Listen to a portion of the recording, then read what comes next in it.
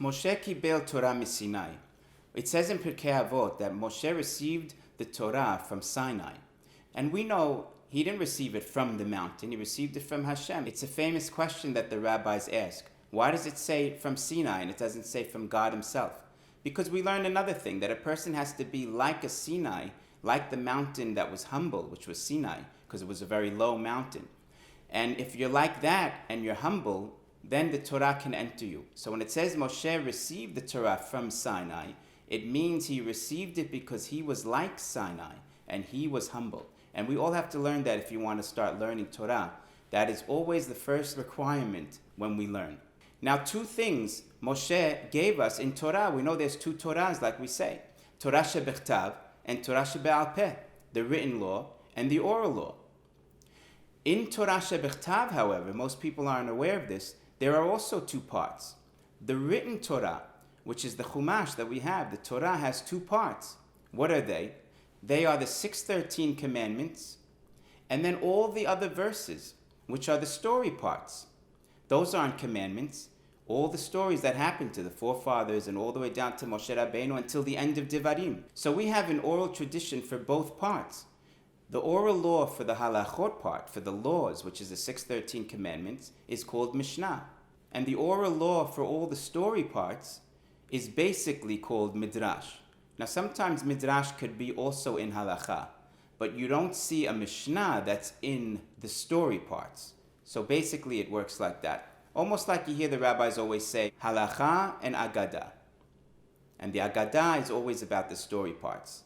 And together they make up Torah shebe'al peh. Now let's target Torah shebe'al peh in the Mishnah section. When a person wants to embark on learning Mishnah or Gemara, because the Gemara is just the further expansion and explanation of the Mishnah, what a person should do first is have a feel of what all the Mishnah is about. Now there are 6 sidarim, 6 orders of the Mishnah, and an acronym for them are Zeman Nakat, which is Zayin stands for Ziraim, Mem stands for Moed, Nun stands for Nashim, Nun stands for Nizikin, Kuf stands for Kodashim, and Tet stands for Tahorot. These are the 6 orders of the Mishnah. And this is basically what Torah shebe'al peh in the elaboration of the 613 commandments are. Now what a person should do is, they should have a feel of what is inside all these Zman Nakat, these 6 sidarim. And as you see here, Ziraim has these Masechtot in them, which is a tractate, which is a Mishnah or / Gemara. And you see the same thing for all the rest. These are about 60. The rabbis say there's 60 of them, even though you might count a little more, but they use 60 as the number for many different reasons. This is the complete orders of the Mishnah / Gemara. Now what we want to do is, let's focus in on one of them. Let's target Berakhot and see what's doing in Masekhet Berakhot. So when you look at that now, and you see Berakhot now comes in front of you, and what do you see? You want to have an outline of all the chapters in that Masekhet, in Masekhet Berakhot, and in any other Masekhet. So what you see here is there are 9 chapters in this Masekhet. Let's analyze what they are. Very simply said, the first 3 chapters is about the Shema recital. Let's say what each one is. Because when a person's learning, they want to know. It's almost like a table of contents. You want to know before you learn, what am I getting myself into? Some people, they just open the book and read, and they don't even know what topic they're on. It's up to the teacher, of course, to explain this to the student. Now, there's 2 ways to make a structure like this. You can do it before a person learns and set them up. Or if you're a teacher in a school, you could work it out with the student and figure it out as you go. So you can do it as a pre or a post learning. But either way, it is necessary to do this to have a complete and clear understanding on the topic. On any topic. This should be done anywhere, not even only on Torah. But we're just using this Torah now as an example because it will help us in our Torah and Mishnah Gemara learning, which is very important. So recital of Shema is chapters 1, 2, 3. But more specifically, the first chapter is about time, Everything about time. When do you say it? The second chapter is about intent. All things to do with that you have to have intention when you read it. The third chapter is about subject, meaning the person, the who. Who has to say Shema? This chapter is filled with subjects of who has to read it. Now you get into prayer, 4 and 5. It also follows suit. The first chapter, which is chapter 4, is about time. Chapter 5, about intent. They don't have a separate one for subject. They just throw it in there in the middle of the others. That's just how they composed it. Now, chapter 6 through 9, there's 3 types of Berakhot. There's Berakhot HaNehenin, which is blessings we say over pleasure, when you eat a food or you smell a nice fragrance. There's something called Berakhot HaMitzvot, blessings we say on a mitzvah, which is Asher Kiddishanu b'mitzvotav v'tzivanu, on whatever I'm doing. The third type of Berakhah is Berakhot Hoda'ah, blessings that we thank Hashem for things that He made. For instance, the thunder and the lightning. And here's how this Masekhet now deals with it. Chapter 6, 7, and 8 is about Berakhot HaNehenin. However, chapter 6 is about the content of the blessings. Chapter 7 is about Zimun. That is the invitation we give to each other right before we bless Birkat HaMazon. Chapter 8 is about those things that involve a meal, a seudah. And those are basically those 3 chapters is Berakhot HaNehenin. And the final chapter, 9, is about Berakhot Hoda'ah, those that we give thanks. Now you'll notice they don't put Berakhot HaMitzvot in here, in this package. Why not? Because since it has to do with every single mitzvah, if it's brought down, they'll bring it down in the topic that it's in. This whole Masekhet has to do with blessings. That's why it's called Berakhot, because Shema is about not only Shema, it's about the blessings of Shema. Like we say Yotzer Or, there's blessings. The Tefillah, the prayer, is all about blessings, 18 or 19 blessings. And then all the blessings of the 3 categories or 2 categories that we mentioned is what the latter part of this Masekhet is about.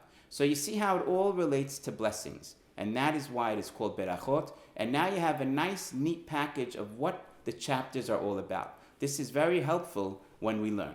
What we want to do now is, we want to look inside of Perek 1, the first Perek, and see what's happening in there.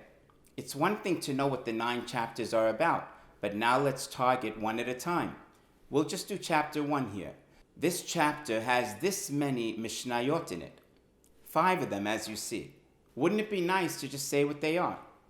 So the first one is about time, specifically the evening. Meaning, when do you have to say Shema in the evening? Because we say it twice. We say in the evening and in the day. So what's the time period of the evening? The second Mishnah is about time of the day.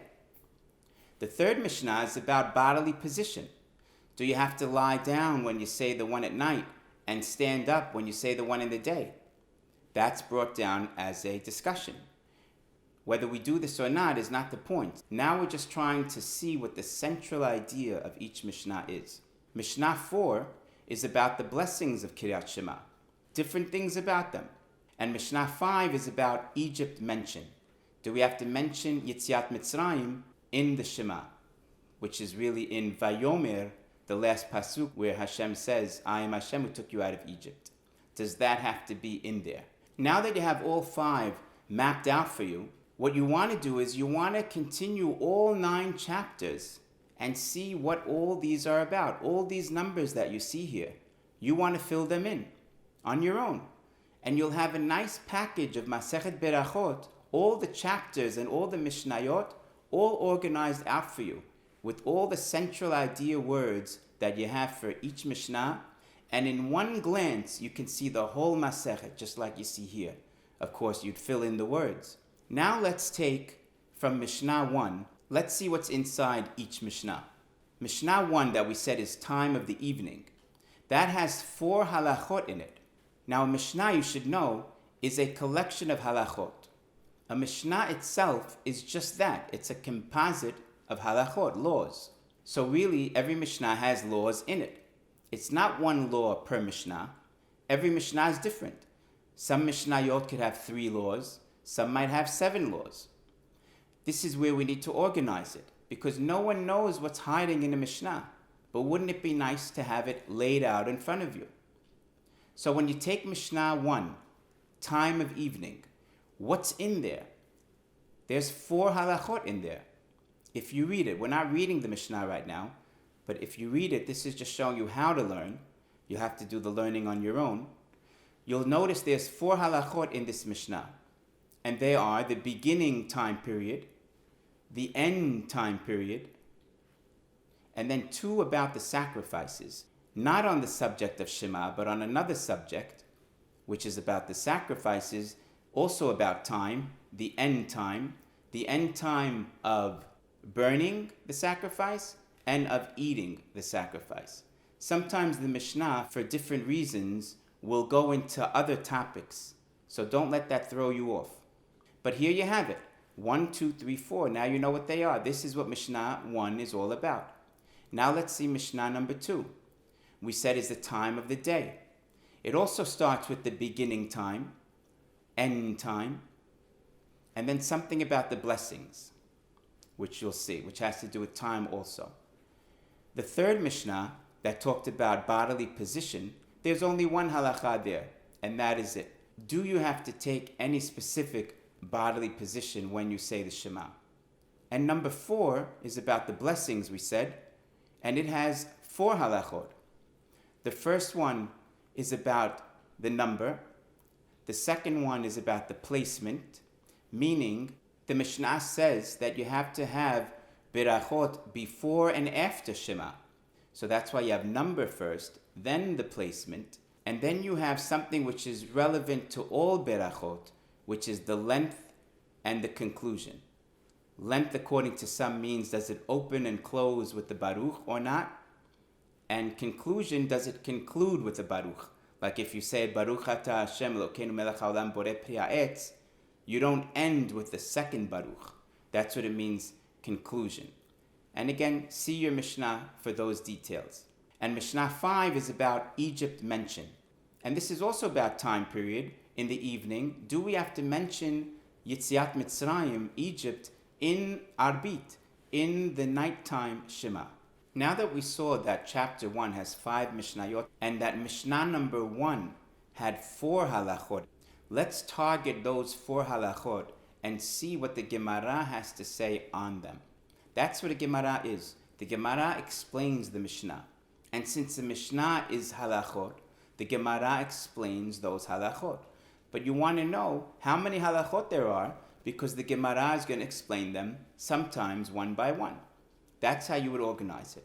Let's start with the first halacha, which is beginning time period.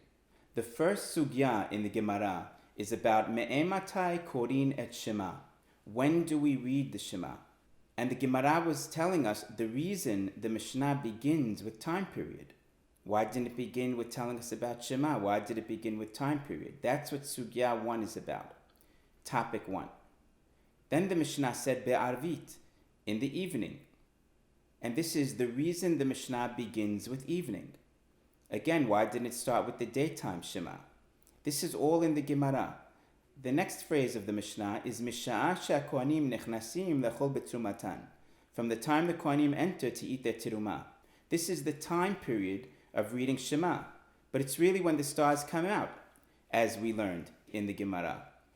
So the sugya here is explaining the reason the Mishnah answers indirectly. Why not just tell us when the stars come out? Why give us a roundabout answer? And the second sugya here is various opinions as to the earliest time period of Shema. You know, there's a page or so with other opinions, not only when the Kohanim come to eat the tirumah, there's other times, maybe a little bit before, maybe a little bit after. So that whole page is summed up in this. Now we get to the second halacha, which was the ending time. See, you want to separate the beginning time with the ending time. Now the phrase in the Mishnah is Ad sof ha'ashmura harishona divrei Rabbi Eliezer. Ad means until, ending time, until the end of the first watch, as Rabbi Eliezer says. And again, the reason Rabbi Eliezer answers indirectly. Why does he tell us about the first watch? Just tell us a time, 10 o'clock. And that's what that sugya is about. The second sugya under this heading is really Agadah. It's a lot of Agadot which are basically midrashim, like we said in the beginning, which talk about different stories and different pisukim in the Torah or even in the Tanakh. Now we move to the next phrase, V'chachamim omrim ad chatzot. The rabbis say until midnight. Their time of saying Shema, ending time, was until midnight. The sugya here is about the rationale for the sage's opinion. What's their reason for saying midnight? And then you have more agadah. Now when you're doing agadah, you can also write each one as they are. You can make a list of them. This idea, and then this one second, third, fourth. It got into David HaMelech and he got up at midnight. All this you can also jot down 111. In fact, there are books on it. There's a book, the Ein Yaakov, which we know that writes down all the agadot. You just want to list what each of the topics are so that you also have them in front of you.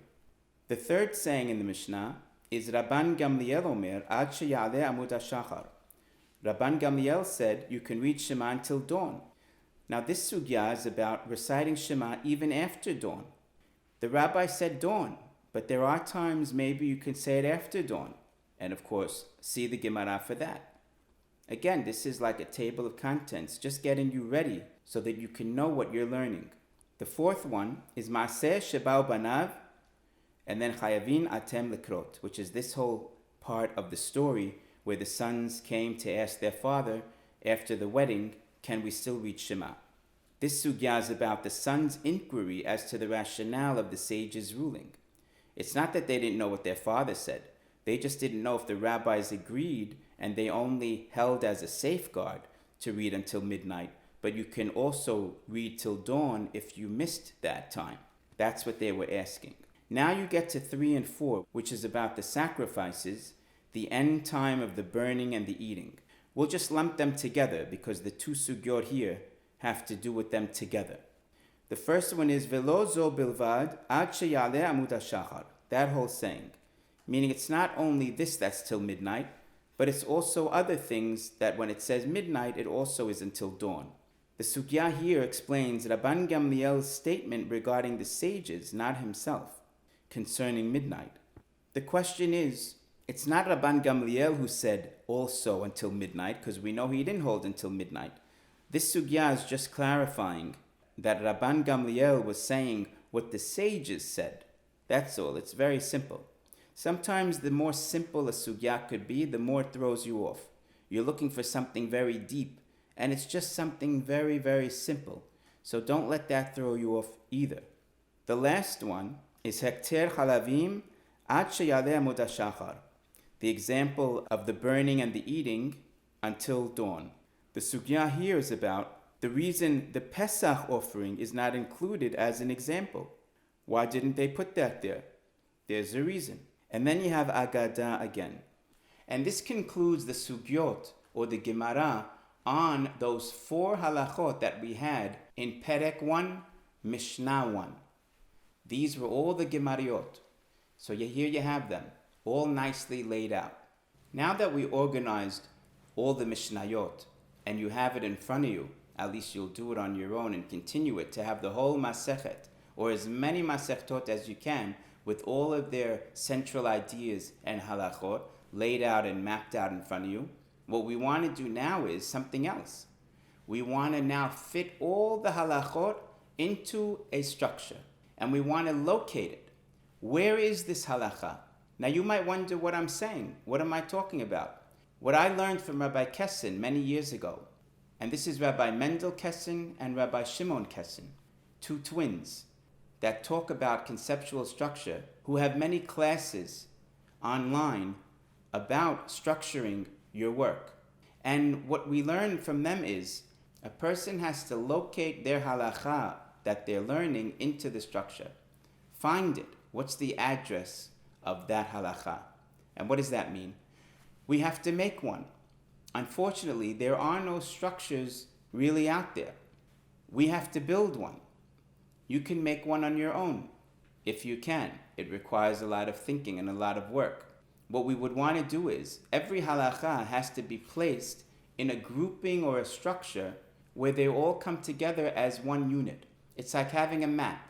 A map, you have point A goes to any point B, and you want to follow along how it goes. and you have all the points on that map. The same thing with an area of halakha. If you want to take, let's say what we're doing, Kiryat Shema, you want to line up and map out every possible halakha and put it in that structure. Now when you come to it in a Mishnah, you say, oh, it's from this part or it's from that part. And now you see it as a whole. That's the idea, to see learning as an entire unit. And let's see how we go about making a structure like this. The first thing we want to do is we want to identify the topic that we're learning, which is Kiryat Shema, the Shema recital. Now, what is it about the Shema recital? How many areas are there? Well, there's two major ones. There's the subject, which is the person, again, the who, the subject. And then you have the recital, everything about the actual reciting of the Shema. One is about who recites, and the other one is about the recital itself. They're two different categories. Under subject, there's also two things. Identity, meaning the person himself, and then his state of mind, which means the person and what's in their mind. That's why we'd separate it. Now, in identity, the person themselves, it also breaks down. You have the age of the person. Maybe the age of the person, if they're bar mitzvah or not. This is a law of, do they recite the Shema? We're making a parameter for every possible halakha to fit into. So you have age, you have gender. Maybe women don't have to read the Shema. Then you have marital status. We know there's laws about the groom. If you look in those first 3 chapters that we said it's about Shema, the Chatan, the groom, is one of them. Then you have employment status. They talk about the workers, the umanin. Does he have to say it if he's at work and he's going to be taking from the employer's time? Does he have to say Shema if he's on the tree? Then you have freedom status. Slaves, do slaves have to say it? Purity status. If a person has to go to the mikveh, can he say it? This is all about Takanat Ezra, which we don't have today, but it's still a parameter that they used to have. Then you have mourning status. Someone who's a mourner in Avel, does he have to say Shema? And then you have mitzvah preoccupation. If a person is involved in a mitzvah, does he have to say the Shema? Whether it's helping the mourner, like it's written in the Mishnah, in the 3rd Perek, or maybe any other mitzvah. Then you have the state of mind. Just a couple of them, there's more, is intent and will. Intent is he has to have intention to fulfill the mitzvah of Shema. And we said Perek 2, the 2nd Perek, is all about intent. Interruption, because maybe he's not going to concentrate or think about what he's doing if he interrupts to say hello to somebody, and etc. You follow that Perek to see the connecting line of intent in them. Then we get to the recital. The recital has these parameters. The content, what do we say? We have Shema paragraphs, we have blessings, and there's Baruch Shem Kevod Malchuto. All this is the content. Then you have manner. How do you say it? You have different ways of saying it. You have audibility. Do you have to hear yourself say the Shema? Enunciation. You have to pronounce or enunciate the words the right way. Bodily position. Do you have to be in any specific position when you say Shema, like we said? And order. What is the order that you must say Shema in? Can you say it out of order? Then you have time. And then you have place, like an unclean place. You're not allowed to say Shema in an unclean place. And this is more or less a complete structure of the recital of Shema. So you'll notice that every halakha fits in there. So now when you're learning Perek 1, let's say, as we did, and we had 5 Mishnayot in there, let's find them in the structure. Mishnah 1 is about time. Mishnah 2 is about time. Mishnah 3 is about bodily position, which is manner. 4 was about the blessings, which is content. And 5 was about Egypt, content. So you see in this structure how chapter 1 is highlighted, and now you know exactly what you're dealing with when you were learning chapter 1. And this is the view for chapter 2. All of those Mishnayot of chapter 2 are here highlighted in the structure. And then you have chapter 3. And these are the ones highlighted in that chapter. How nice is it to view your Torah in this manner, to have a conceptual structure, a structure laid out for you with all the possible halachot in them, and then when you reach your halacha, you highlight it, and you know exactly where you are. This is a map. This is what it means to see the entire learning as a whole, as one unit. And Rabbi Kessin has a famous story that he loves to give that expresses this idea and explains this idea. And that is the fly theory. What does he say about the fly? Also, you probably hear it online. You can find this story on some of his classes. He says, imagine you had a fly, and he has human intelligence. And you put him on a painting. There's a painting, and you put him on there. And now he looks at each piece of the painting. Let's say it's a violin. He looks at every piece of it, and he sees the entire painting because he walked across every piece of it. So he studied it as little pieces. But if you took him and you told him, now stand back and now look at it, now he sees it in one glance, the whole thing. It's a violin. He had to try and imagine that it was a violin before because he didn't see it. But he saw every piece. When you look at every piece in its details, piece by piece, you don't get the same effect as you would when you see the whole thing in one collective glance. Even though you're seeing the same information. Look how interesting that is. This is the secret of what Rabbi Kessin teaches. Many, many years ago, about 40 years ago, I experimented with this. I wanted to see what this does to chinuch. Okay? So very good. What I did was, I went to a yeshiva, which for a bunch of Bachman, 15 years old. Most of them, they were really kids, and they were Baal Shuvas from them and so on and so on. And I wanted to see, if I structure a certain area, how long would it take them to learn it? So I went to this yeshiva in Washington, D.C. and so on, and I taught them, I think for about 9 hours or 10 hours, that's all. I taught them Negoyim. I took Negoyim, I created the structure, okay, and I taught them a great deal of Negoyim, maybe 60-70% of halachos in about 9-10 hours, okay, and so on. Months later, when they came back to me, they said, because it was all diagrams and connections, they said, I can't forget it. I cannot forget this, because it's all pictures. And they understood all the relations and so on and so forth. I became convinced of something very powerful, and I'm going to say something which is shocking, okay? If you took the entire Mishnah Torah, and you reduced it to that, you can teach a person, okay, Kol HaTorah Kula means all in 1 year. Any idea ever presented, there's only two things you need to know about that idea, and that constitutes its full understanding. One is, what is it? That's analysis, because analysis reveals what it is. And the second idea is synthesis. To what does it belong? Okay? To what does it connect to or relate? That's it. It's amazing how simple things are.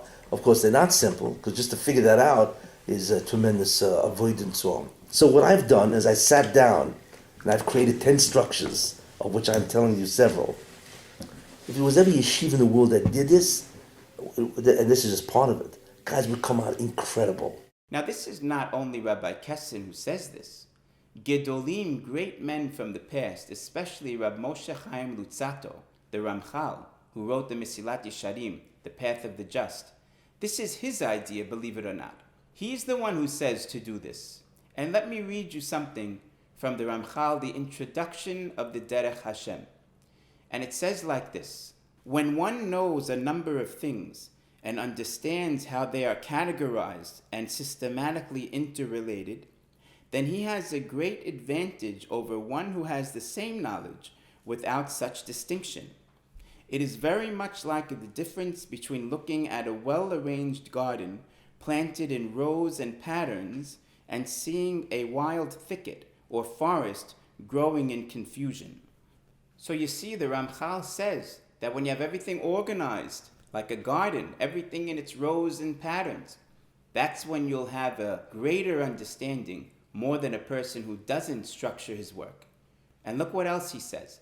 If he does not have access to the concept as a whole, he will remain frustrated. And if a person sees it within its framework, his success will bring him pleasure and elation. So the Ramchal is saying, it's not just a good idea to structure your work. If you don't, a student, let's say a kid, for example, he's going to be frustrated. That's why Gemara is so hard and people give it up. Because everything's all over the place. There's no rhyme or reason given to them. Of course, the Gemara is a work which is Kodesh Kodashim, Holy of Holies. Nothing's wrong with it. But the way we learn it from our teachers is what can be enhanced. And a person, God forbid, you don't want to turn off a kid because you didn't help him structure his work and he's feeling frustrated. While the opposite is true, the Ramchal just said. You'll feel actual excitement if you structure your work. In fact, you just saw this video. How exciting is to see the whole Perek like that lined out and the whole Masekhet. It makes you want to learn. It makes you want to structure the next Gemara. Let's do the next Gemara already. You don't want to stop. This is what a kid's attitude should be. And not only a kid, even us adults. We all have to learn and we all have to be motivated to learn. And this is what gives that motivation. Now, one more thing the Ramchal says. In his book, Derech Tivunot, The Way of Reason. Look what he says in there. He says in chapter 11, now we will turn to the logical terms and distinctions which may be applicable when any subject is evaluated abstractly or in terms of Talmudic law. He says the 19th distinction or word that he uses is time. They have chana. He says time, for example, and he gives our Mishnah. Me'ematai korin et Shema. When does a person say Shema? And he writes it as a word of time. He says, write down the word time like a parameter. And he gives our Mishnah as the example. Another one is matzav, which means manner. How do you read? And he gives the example. Ba'erev kol adam yateh ve'yikra baboker ya'amod. A person should lean in the evening and get up in the morning. Of course, we don't do this for the halakha, but he's just explaining the Mishnah. So you see how he's showing us how to make a conceptual structure.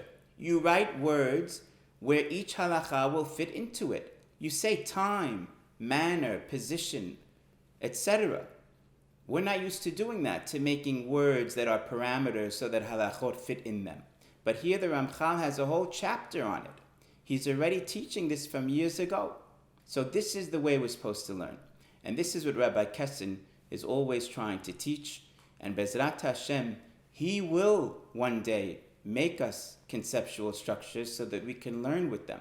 As Eliyahu Hanavi told the Ramchal, that when your learning comes out, which is to learn this way, where everyone will start to know Gemara, that is when Mashiach will come.